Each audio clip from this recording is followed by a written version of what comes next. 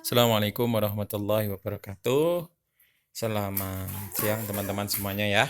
Alhamdulillah siang ini kita dapat berjumpa lagi dalam mata kuliah kita fikih kontemporer ya. Hari ini kita akan membahas berkenaan tentang transplantasi organ manusia menurut hukum Islam atau menurut pandangan Islam atau menurut sudut pandang Islam ya. Jadi berkenaan tentang transplantasi organ ini kan menjadi salah satu permasalahan baru dalam dunia Islam karena di masa Nabi Muhammad sendiri ya belum secara spesifik dibahas meskipun ada beberapa kasus yang nanti bisa saya contohkan berkenaan tentang transplantasi atau donor organ atau donor jaringan atau donor yang lain yang berkenaan tentang manusia gitu ya. Oke, sebelum kita mulai perkuliahan, marilah kita membaca basmalah bersama-sama. Bismillahirrahmanirrahim. Semoga perkuliahan kita diberikan kelancaran ya teman-teman. Oke, langsung kita mulai berkenaan tentang transplantasi. Jadi transplantasi itu kalau dari bahasa Inggris sebenarnya memiliki istilah transplantation atau transplant ya, atau to transplant ini ya memiliki arti to take up and plan to another ya, mengambil dan kemudian menempelkan pada tempat lain. Take up mengambil, kemudian plan to another, kemudian menempelkan atau menanamkan ke tempat lain. Atau to move from one place to another ya, atau memindahkan dari satu tempat ke tempat yang lain. Jadi transplantasi kadang juga bisa diartikan sebagai pencangkokan ya, pencangkokan, pengambilan terus kemudian dipindahkan ke tempat yang lain atau ditanamkan di tempat yang lain. Transplantasi umumnya bukan hanya terjadi pada organ, tapi juga pada jaringan. Bukan saja pada manusia, tapi juga pada binatang. Tapi kalau dalam kasus yang sekarang ini, ya berarti otomatis pada manusia. Gampangnya seperti itu yang sering kita lihat ya. Berbeda dengan pencangkokan pada tumbuhan, proses transplantasi pada garis besarnya adalah pemotongan organ dan jaringan, kemudian diokulasikan atau ditanamkan pada bagian tubuh tertentu untuk hidup menyatu antara yang menempel dan yang ditempeli. Ya, paham lah kalau seperti ini ya. Kemudian secara terminologi transplantasi itu apa? Menurut istilah kedokteran, berarti usaha memindahkan sebagian dari bagian tubuh dari satu tempat ke tempat yang lain, atau upaya medis untuk memindahkan sel atau jaringan, ya, jaringannya berarti kumpulan sel-sel, atau organ tubuh tertentu dari donor kepada resipien. Donor itu ya individu dari mana jaringan atau organ diambil untuk ditanam di tempat yang lain. Donor ini ada dua macam, yang pertama living donor, yang kedua cadaver donor ya. Living donor terdiri dari orang-orang yang masih hidup dan sewaktu-waktu bersedia untuk diambil salah satu organnya. Nah, pada cadaver donor, organ diambil dari donor pada waktu menjelang kematian atau pada waktu tepat sesudah kematian. Karena kalau sudah matinya lama ya nanti tetap tidak bisa didonorkan karena sudah nggak aktif. Jadi ada dua itu ya gampangannya, pendonor yang masih hidup dan pendonor yang mau mati atau pendonor yang setelah mati gitu ya. Resipien, ya ini adalah individu yang menerima jaringan atau organ yang ditransplantasikan. Berarti ada donor, ada resipien. Resipien itu penerimanya, orang yang membutuhkan donor tersebut gitu ya. Atau membutuhkan yang namanya transplantasi. Sedangkan pembagian transplantasi apa saja? Dari segi jenis transplantasi yang dipakai, itu ada yang pertama transplantasi jaringan, misal kornea mata, itu bisa. Yang kedua transplantasi organ seperti pencangkokan ginjal, jantung, dan sebagainya ya. Dari segi hubungan genetik antara donor resipien, ini ada autotransplantasi di mana resipien dan donor adalah satu individu ya. Kemudian homotransplantasi, allotransplantasi di mana resipien dan donor adalah individu yang sama jenisnya. Heterotransplantasi, xenotransplantasi di mana resipien dan donor adalah dua individu yang berbeda jenis. Misalkan transplantasi jaringan atau organ dari binatang ke manusia. Yang pertama itu satu individu, ya. Yang kedua adalah individu yang sama jenisnya, manusia dengan manusia. Yang pertama autotransplantasi bisa satu orang tersebut, ya. Terus kemudian yang kedua antara satu manusia ke manusia yang lain. Yang ketiga bisa saja dari binatang ke manusia, bisa saja. Kemudian tujuan transplantasi. Oke, yang pertama kesembuhan dari suatu penyakit, misalkan karena kebutaan atau karena rusaknya jantung dan ginjal, bisa saja. Kemudian yang kedua, pemulihan kembali fungsi suatu organ, jaringan, atau sel yang telah rusak atau mengalami kelainan, tapi sama sekali tidak terjadi kesakitan biologis. Ya, contohnya bibir sumbing, lah itu bisa diambil dari kulit yang lain, kemudian ditransplantasikan ke bibirnya tersebut. Nah, ditinjau dari segi tingkatan tujuan, ada tingkat yang dihajatkan dan ada tingkat darurat ya. Tingkat dihajatkan yaitu transplantasi semata-mata pengobatan dari sakit atau cacat yang kalau tidak dilakukan dengan pencangkokan tidak akan menimbulkan kematian seperti transplantasi kornea mata dan bibir sumbing ya. Tingkat darurat yaitu transplantasi sebagai jalan terakhir yang kalau tidak dilakukan akan menimbulkan kematian seperti transplantasi ginjal, hati, dan jantung. Lah, sekarang bagaimana apa itu pandangan Islam terhadap transplantasi tersebut? Tadi jenis-jenisnya nanti sampean bisa kembangkan atau sampean bisa perluas ya tentang jenis pencangkokan atau transplantasi organnya. Ini saya hanya sebagai pengantar kemana seperti itu. Nah, meskipun pencangkokan organ tubuh belum dikenal pada masa Nabi Muhammad, namun operasi yang menggunakan organ buatan atau palsu sebenarnya sudah terjadi di masa tersebut.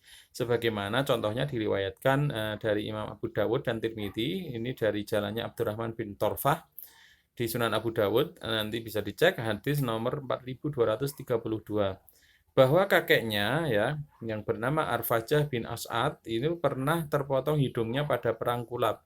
Lalu ia memasang hidung palsu dari logam perak, namun hidung tersebut mulai membau atau membusuk.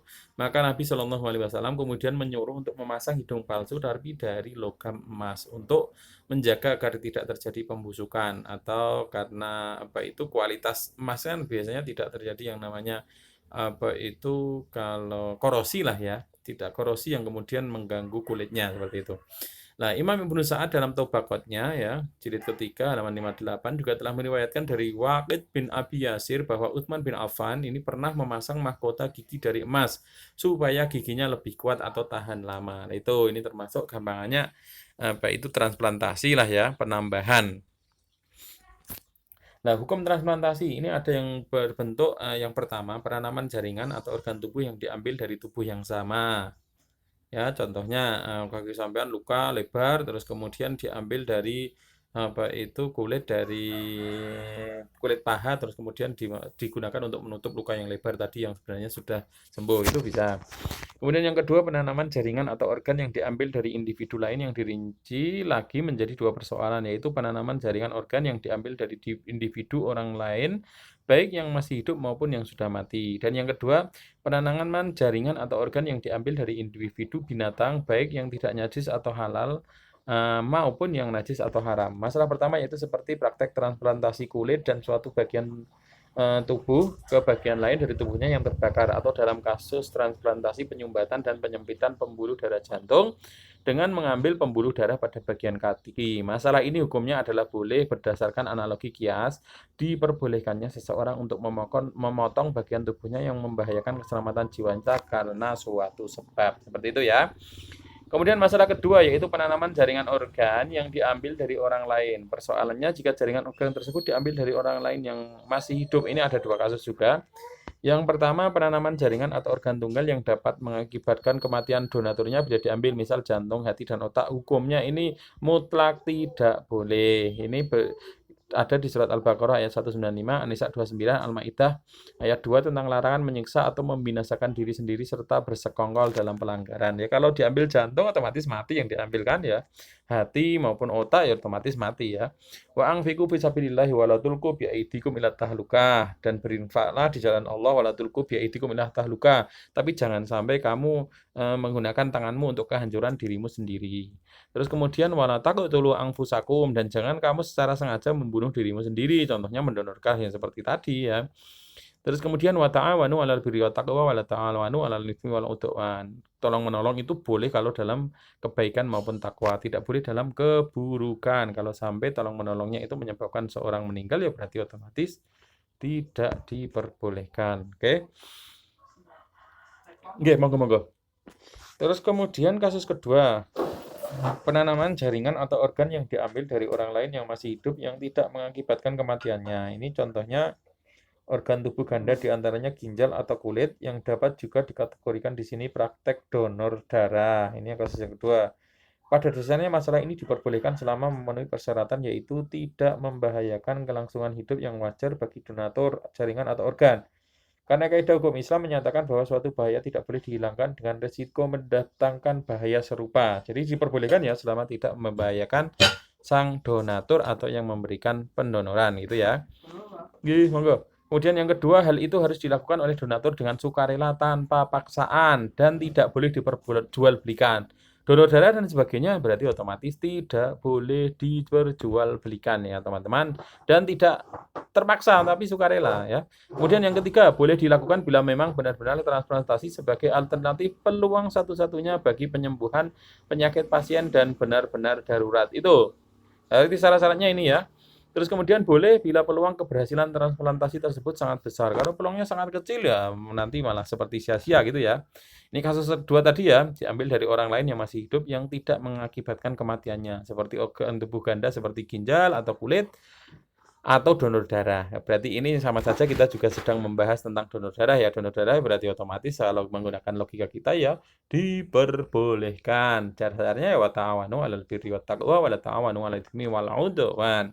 Ketika bisa membantu dan tidak membahayakan sang pendonor maka diperbolehkan, justru malah disarankan atau gampangannya berpahala karena membantu saudaranya gitu ya. Jadi kalau hukum bank darah dan sebagainya ya berarti otomatis diperbolehkan. Tapi sekali lagi tidak boleh diperjualbelikan sebagaimana ini jual ginjal sebagainya untuk itu. Tidak boleh, seharusnya tidak boleh ya dijual ginjal itu ya. Jual ginjalnya dijual atau sampean donor darah tapi minta bayaran atau dijual darahnya satu kantong misalkan 100.000 ya itu tidak boleh, kecuali sampean dari sana kemudian diberikan apa itu contohnya snack, diberikan biasanya diberikan apa itu susu kacang hijau itu ya, kedelai atau kacang hijau itu ya. Ya paling tidak itu untuk memulihkan kondisi pasca donor darah. Nah, itu diperbolehkan. Tapi kalau secara terang-terangan dijual itu tidak diperbolehkan. Kemudian transplantasi organ tubuh. Ini ya. Transplantasi organ dari donor yang masih hidup. Syarat membolehkan seseorang di saat hidupnya dengan sukarela untuk menyumbangkan organ tubuhnya kepada orang lain yang membutuhkan, seperti tangan atau ginjal. Ketentuan itu dikarenakan adanya hak bagi seseorang untuk mengambil diat atau tebusan atau memaafkan orang lain yang misalnya telah memotong tangannya atau mencongkel mata orang tersebut. Memaafkan kisos itu hakikatnya adalah tindakan menyumbangkan diat. Nah, kalau ini hukumnya misalkan ketika dia matanya dicongkel orang-orang lain, terus kemudian hukumannya adalah itu harus diganti dengan matanya, ya itu diperbolehkan karena ini mengikuti kias terhadap hukum diat. Makanya an-nafsu bin nafsi kan gitu ya. Faman ufiya lahu min akhihi syai'un fattiba'un bil ma'ruf wa ada'un ilahi bi ihsan. Al-Baqarah ayat 178 ini menjadi dasar ya. Apabila ya baik itu faman ufiya lahu min akhihi syai'un kemudian memaafkan ya dalam suatu perkara kepada saudaranya fattiba'un bil ma'ruf au a'daun ilahi bi ihsan, maka harus diikuti dengan hal-hal yang ma'ruf wa a'daun ilahi bi ihsan, kemudian diikuti dengan hal yang baik juga. Syaratnya organ yang disumbangkan bukan merupakan organ vital yang menentukan kelangsungan hidup pihak penyumbang seperti jantung, hati dan kedua paru-paru. Itu tidak boleh karena otomatis kalau diambil ya pasti mati ya. Gitu. Contoh lainnya surat An-Nisa ini ya 29 dasarnya wala taqtulu anfusakum, ini sama dengan tadi, tidak diperbolehkan membunuh dirimu sendiri. Kemudian yang selanjutnya masalah penanaman jaringan organ tubuh yang diambil dari orang mati. Organ atau jaringan yang akan ditransfer tersebut dirawat dan disimpan dengan cara khusus agar dapat difungsikan. Berbagai hasil muktamar dan fatwa lembaga-lembaga Islam internasional yang berkompeten ini membolehkan praktek transplantasi jenis ini diantaranya di konferensi OKI ya Malaysia tahun 69 dengan ketentuan kondisinya darurat dan tidak boleh diperjualbelikan. Nah, ini garis bawahnya. Memang darurat diperlukan untuk menyelamatkan hidup seseorang dan tidak boleh diperjualbelikan. Lembaga fikih Islam dari Liga Dunia Islam Mekah tahun 85, terus kemudian Majelis Ulama Arab Saudi tahun 1402 Hijriah ya, dan panitia tetap fatwa ulama dari negara-negara Islam seperti kerajaan Yordania ini membolehkan ya penanaman jaringan organ tubuh dengan persyaratan sebagai berikut. Harus dengan persetujuan orang tua mayit ya, misalkan ini mau meninggal atau baru saja meninggal terus kemudian orang tuanya ini mau didonorkan misalkan matanya, atau mau didonorkan misalkan jantung, didonorkan misalkan hati, atau dia karena sudah mau meninggal karena penyakit tertentu ya, sudah ketahuan sudah mau meninggal itu tapi memberikan wasiat nanti saya donorkan, tapi itu harus tetap dengan persetujuan orang tua mayit kalau dia belum menjadi kepala keluarga sendiri, seperti itu ya. hanya bila dirasa benar-benar memerlukan dan darurat. Jadi kalau tidak benar-benar memerlukan darurat, ya hanya iseng-iseng tidak diperbolehkan. Bila tidak darurat dan keperluannya tidak mendesak, maka harus memberikan imbalan pantas kepada ahli waris donatur tanpa transaksi dan kontrak jual beli. Ya ini gampangannya hanya sebagai bentuk ucapan terima kasih, tapi tidak boleh ada transaksi dan kontrak jual beli. Misalkan, oh ini saya beri harga segini, tidak, tapi paling tidak patut untuk menyambung hubungan yang baik dengan ahli waris, seperti itu ya. Alasan mereka membolehkan, ini dasarnya yang pertama ayat Al-Quran yang membolehkan mengkonsumsi barang-barang haram dalam kondisi benar-benar darurat. Ya ini ya, gampangannya ad-daruratu tubihul mahzurat, kan seperti itu ya. Konsep usul fikihnya, darurat itu dapat menyebabkan sesuatu yang dilarang atau yang diharamkan kemudian dibolehkan atau dihalalkan. Akhirnya bisa menjadi mubah ya. Bukan halal, tapi mubah gitu ya. Dasarnya Al-Baqarah 173, Al-Maidah ayat 3, Al-An'am ayat 119 maupun 145. Nanti bisa sampean turun sendiri. Yang kedua, anjuran Al-Quran untuk merawat dan meningkatkan kehidupan, yaitu kalau ada orang hidup butuh donor, maka harus tetap ditolong. Kemudian ayat-ayat tentang keringanan atau kemudahan dalam Islam ya. Yuridullahu ayyukhaffafu ankum wa khuliqal insanu dha'ifa ya. Sesungguhnya Allah itu ayyukhaffafu ankum sering memberikan kemudahan bagi kamu semuanya, wa khuliqal insanu dha'ifa, karena memang manusia itu diciptakan dalam keadaan lemah. Wa ma ja'ala 'alaikum fid dini min haraj. Ya gampangannya diberikan, Allah itu tidak pernah memberikan kesusahan dalam urusan agama gitu. Gampangannya semuanya yuridullahu bikumul yusra wala yuridu bikumul usra. Allah itu memberikan menginginkan kamu kemudahan bukan kesusahan. Di situ ini menunjukkan bagaimana ketika seseorang membutuhkan donor maka diperbolehkan berdonor. Hal seperti itu ya. Hal itu sebagai amal jariah bagi donatur yang telah mati dan sangat berguna bagi kemanusiaan. Nah ini bisa menjadi satu pertimbangan kenapa donor atau transplantasi itu diperbolehkan.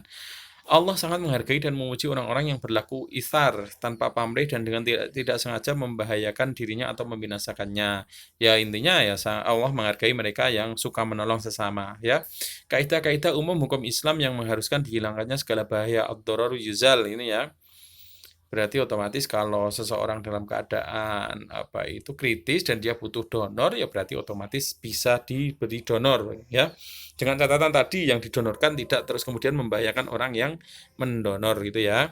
Terus kemudian prinsip maslahat orang yang hidup lebih didahulukan. Ada pula kaidah hurmatul hayyi a'dhamu min hurmatil mayyiti. Hormat kepada orang yang masih hidup itu lebih besar ya daripada pemeliharaannya daripada yang mati gitu. Makanya didahulukan bagi mereka yang hidup kalau bisa ditolong, seperti itu ya.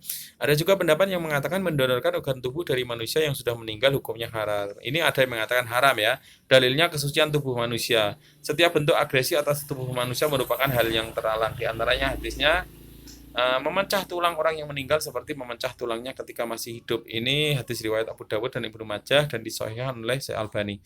Sementara mengambil jantung dan ginjal misalnya lebih besar berkahnya dari hanya memecah sekedar memecah tulang. Tubuh manusia adalah amanah. Hidup, diri dan tubuh manusia pada dasarnya bukanlah milik manusia tapi merupakan amanah dari Allah yang harus dijaga. Karena itu manusia tidak memiliki hak untuk mendonorkannya kepada orang lain. Tubuh manusia tidak boleh diperlakukan sebagaimana benda material semata. Tubuh manusia bukanlah benda material semata yang dapat dipotong dan dipindah-pindahkan sesuka hati manusia. Nah, sekarang masalah penanaman jaringan atau organ yang diambil dari tubuh binatang ada dua kasus. Binatang tersebut tidak najis, seperti binatang ternak, sapi, kerbau, kambing. Dalam hal ini tidak ada larangan, bahkan diperbolehkan dan termasuk dalam kategori obat yang mana kita diperintahkan Nabi untuk mencarinya bagi yang sakit. Kemudian yang kedua, binatang tersebut berasal dari binatang najis yang haram, seperti babi atau bangkai binatang dikarenakan mati tanpa disembelih secara islami. Dalam hal ini tidak diperbolehkan kecuali dalam kondisi yang benar-benar darurat atau gawat darurat dan tidak ada pilihan lain. Dalam sebuah riwayat atsar disebutkan, berobatlah wahai hamba-hamba Allah, namun janganlah berobat dengan barang haram. Dalam kaidah fikih disebutkan ad-daruratu tubihul mahdurat, itu ya. Darurat membolehkan pemanfaatan yang haram ya, atau kaidah ad-dararu yuzal ya. Ad-dararu yuzal, bahaya harus dihilangkan, yang mengatur surat Al-Maidah ayat 3. Ad-darurat tuqaddar biqadariha, yaitu pertimbangan kondisi darurat harus dibatasi sekedarnya. Ini catatan untuk transplantasi yang dibolehkan. Dari segi resipien atau reseptor yang menerima donor harus diperhatikan skala prioritas dan pertimbangan dalam memberikan donasi organ atau jaringan seperti tingkat moralitas, mental, perilaku, dan track record yang menenteramkan lingkungan serta baik bagi dirinya dan orang lain ya. Peranan jasa atau kiprahnya dalam kehidupan umat, kemudian hubungan kekerabatan dan tali silaturahmi, tingkat kebutuhan dan kondisi gawat daruratnya dengan melihat persediaan. Adapun dari segi donor juga harus diperhatikan berbagai pertimbangan. Skala prioritas yaitu menanam jaringan organ imitasi buatan bila memungkinkan secara medis. Mengambil jaringan organ dari tubuh orang yang sama selama memungkinkan karena dapat tumbuh seperti kulit dan sebagainya. Mengambil dari organ atau jaringan binatang yang halal. Adapun binatang lainnya dalam kondisi gawat darurat dan tidak ditemukan yang halal itu maka boleh. Mengambil dari tubuh orang yang mati dengan ketentuan seperti penjelasan yang sudah dikemukakan tadi ya.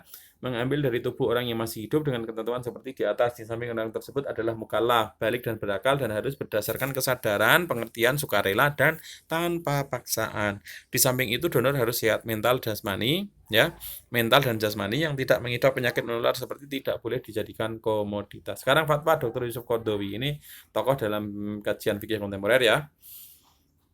Kebolehan mendonorkan sebagian organ tubuh itu bersifat muqayyad, bersyarat, maka seseorang tidak boleh mendonorkan sebagian organ tubuhnya yang justru akan menimbulkan kebahayaan atau doror, kemelaratan dan kesengsaraan bagi dirinya atau bagi seseorang yang punya hak tetap atas dirinya. Oleh sebab itu tidak diperkenankan seseorang mendonorkan organ tubuh yang cuma satu-satunya dalam tubuh, misalnya hati atau jantung, karena dia tidak mungkin dapat hidup tanpa adanya organ tersebut. Dan tidak diperkenankan menghilangkan doror dari orang lain dengan menimbulkan doror pada dirinya. Maka kaidah syariah yang berbunyi doror bahaya kesengsaraan harus dihilangkan, dibatasi oleh kaidah lain yang berbunyi doror itu tidak boleh dihilangkan dengan menimbulkan doror pula. Para ulama usul menafsirkan kaidah tersebut dengan pengertian tidak boleh menghilangkan ya kebahayaan dengan menimbulkan kebahayaan yang sama atau bahkan yang lebih besar daripadanya. Karena itu tidak boleh mendermakan organ tubuh bagian luar seperti mata, tangan, dan kaki. Karena yang demikian itu adalah menghilangkan kebahagiaan orang lain dengan menimbulkan kebahayaan pada diri sendiri yang lebih besar. Sebab dengan begitu dia mengabaikan kegunaan organ itu bagi dirinya dan menjadikannya buruk rupa ya. Begitu pula halnya organ tubuh bagian dalam yang berpasangan seperti salah satu dari pasangan itu tidak berfungsi atau sakit, maka organ itu dianggap seperti satu organ. Sekarang fatwa MUI. Pusat Hasil Ijtima Ulama Komisi Fatwa se-Indonesia 2009, Padang Panjang ya, tahun 2009 diantaranya fatwa bank mata dan organ tubuh lainnya. Hukum melakukan transplantasi kornea mata kepada orang yang membutuhkan adalah boleh apabila sangat dibutuhkan dan tidak diperoleh upaya medis lain untuk menyembuhkannya ya. Pada dasarnya seseorang tidak mempunyai hak untuk mendonorkan anggota tubuhnya kepada orang lain karena ia bukan pemilik sejati atas organ tubuhnya. Akan tetapi karena untuk kepentingan menolong orang lain dibolehkan dan dilaksanakan sesuai wasiat. Orang yang hidup haram mendonorkan kornea mata atau organ tubuh lainnya kepada orang lain. Orang boleh mewasiatkan untuk mendonorkan kornea matanya kepada orang lain dan diperuntukkan bagi orang yang membutuhkan dengan niat tabarruk, prinsip sukarela, dan tidak untuk tujuan komersil. Bank mata dibolehkan apabila proses pengambilan dari donor dan pemanfaatannya kembali sesuai dengan aturan syariah seperti tadi yang disebutkan. Gitu ya. Jadi ini tentang donor sebenarnya ada yang membolehkan, sebagian besar membolehkan, tapi ada juga yang melarang karena tadi alasannya ya karena itu karunia dari Allah, kenapa kemudian diambil seperti itu ya. Tubuh manusia itu barang yang suci, makanya tidak boleh didonorkan. Catatan bagi mereka yang membolehkan ya tadi tidak atas paksaan, terus kemudian tidak diperjualbelikan ya, terus kemudian yang didonorkan itu tidak terus kemudian membuat bahaya bagi mereka yang mendonor gitu ya. Jadi seperti itu ya, itu aturannya, nanti bisa dikembangkan lagi. Selanjutnya kalau ada pertanyaan nanti bisa ditanya lewat WA group, bisa diketik ya teman-teman. Oke, ini tadi sekalian membahas tentang donor darah ya teman-teman, berarti otomatis donor darah itu masuk di kategori di dalamnya. Terus kemudian sekarang kan ada konsep yang namanya bank darah ya. Ya darah diambil ya tanpa menunggu mereka yang butuh, tapi biasanya nanti akan disimpan yang namanya di bank darah. Misalkan rumah sakit punya bank darah atau PMI Palang Merah Indonesia itu punya banyak bank darah. Ya dengan niatan ketika nanti ada orang membutuhkan tidak harus mencari orang langsung untuk mendonor, tidak. Tapi kalau dulu seperti itu, orang mendonor datang kemudian mendonorkan. Nah, kalau sekarang tinggal mencari di bank darah. Berarti otomatis kalau mengikuti apa itu kajian kita yang hari ini, bank darah itu juga diperbolehkan. Apalagi niatnya adalah untuk wa ta'awanu 'alal birri wat taqwa, menolong mereka yang membutuhkan dalam Islam ya. Kalau donor darah diberikan kepada non-muslim ya nggak apa-apa ya selama itu didonorkan. Kalau donor darahnya diambil dari orang yang non-muslim, nggak apa-apa, para ulama juga membolehkan karena ini tidak ada hubungannya dengan keagamaan. Darah itu tidak ada hubungannya dengan darahnya ya. Gambarnya seperti itu. Oke. Terima kasih, nanti bisa ditambah lagi ya, bisa ditambah melalui diskusi kita di kelas. Terima kasih, itu dulu, semoga bermanfaat. Kalau terlalu cepat mohon maaf, kalau ada yang kurang saya juga mohon maaf. Hari ini kita bahas ini dulu, jadi nanti pertanyaannya harus sesuai dengan ini ya. Terima kasih, wassalamualaikum warahmatullahi wabarakatuh.